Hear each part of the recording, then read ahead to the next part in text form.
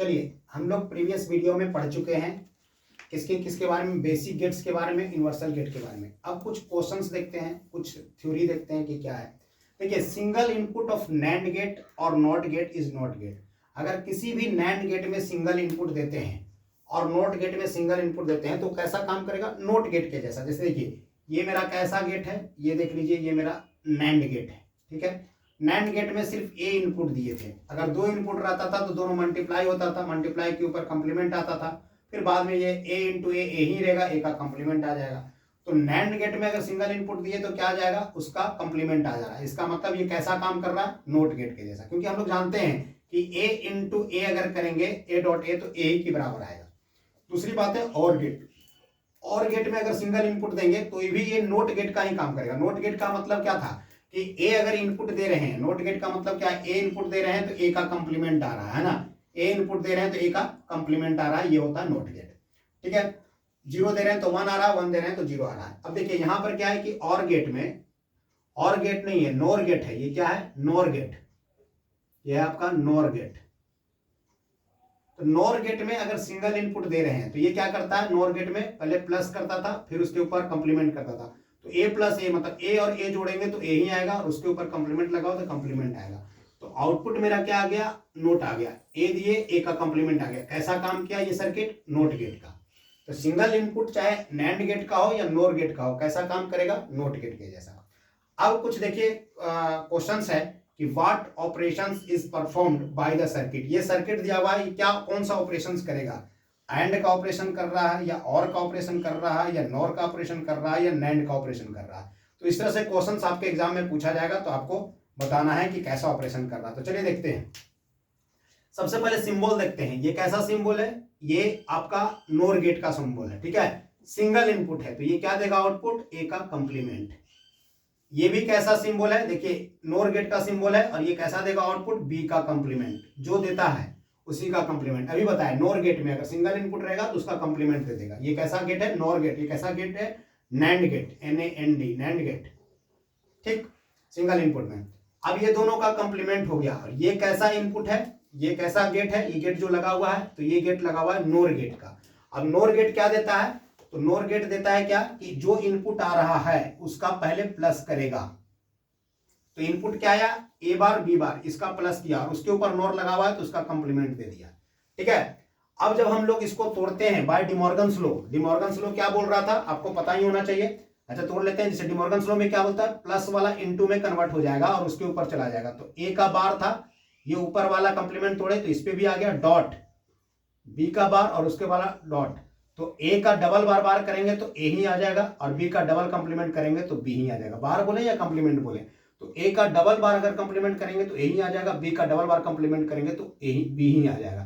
तो ये आ गया, ये डिमॉर्गन्स लॉ से तोड़ा। डिमॉर्गन्स लॉ पहले वीडियो में हम बता चुके हैं, आप जाके वहां पर देख लीजिएगा, आपको पता चल जाएगा कि इसको कैसे तोड़ा जाता है। जैसे ऐसा होता है कि ए प्लस बी, इसका कंप्लीमेंट निकालना है, इसका बार कम तोड़ना है, तो ए का बार डॉट बी का बार, ये प्लस वाला क्या इंटू में टूट जाएगा और दोनों के ऊपर में कंप्लीमेंट हो जाएगा। उसी के बेसिस पे हम लोग इसको कर दिए। तो ए बी आ रहा है और ए और बी इनपुट दे रहे हैं। इनपुट क्या है, ए और बी, आउटपुट क्या है, ए डॉट बी। तो ये किस में आता है, कौन सा गेट में, तो आता है एंड गेट में।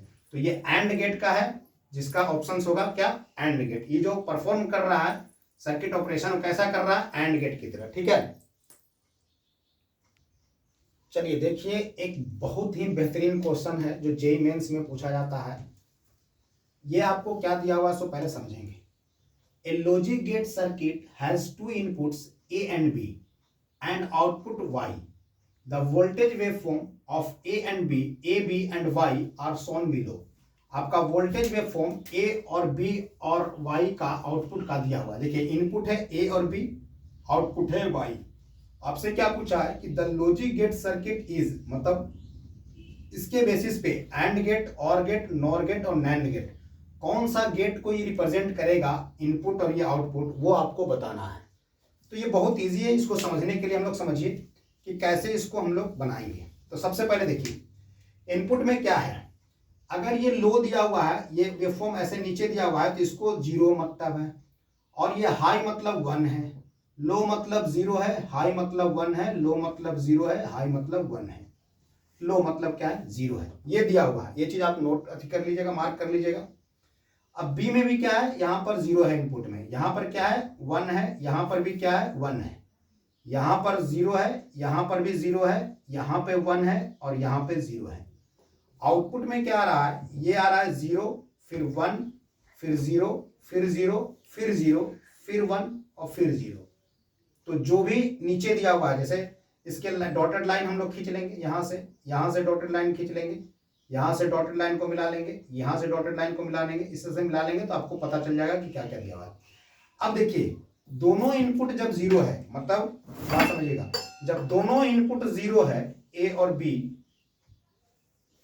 यहां पर लिखेंगे ए है बी है, जब दोनों इनपुट 0 दिया गया है तो आउटपुट मेरा जो आ रहा है वो भी 0 आ रहा है, ठीक है, दोनों इनपुट 0 तो 0।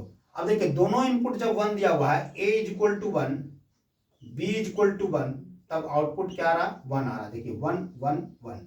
तीसरा कंडीशन 0 और 1 में क्या आ रहा, 0 आ रहा है, मतलब अगर a इज इक्वल टू 0 है, a इज इक्वल टू 0 है, ठीक है, b इज इक्वल टू 0 है, न b इज इक्वल टू 1 है, a is equal to 0, b is equal to 1, तो आउटपुट क्या आ रहा है, आउटपुट आ रहा है 0। अब देखिए जब 1 और 0 है तो आउटपुट क्या आ रहा है, 0। अगर a इज इक्वल टू 1 हो गया, b इज इक्वल टू 0 हो गया, तो आउटपुट क्या आ रहा है, y इज इक्वल टू क्या आ रहा है, देखिए 1 0 0 0 आ रहा है।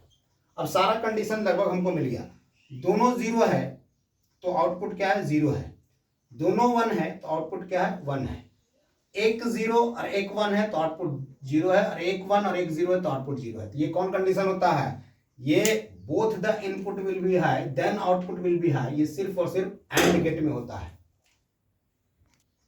तो यहां पे आपको समझ में आ गया होगा कि जब दोनों इनपुट लो है तो आउटपुट लो है, दोनों इनपुट हाई है तो आउटपुट हाई है, एक इनपुट लो एक इनपुट हाई है तो आउटपुट लो है, एक इनपुट हाई फिर लो है तो आउटपुट लो है।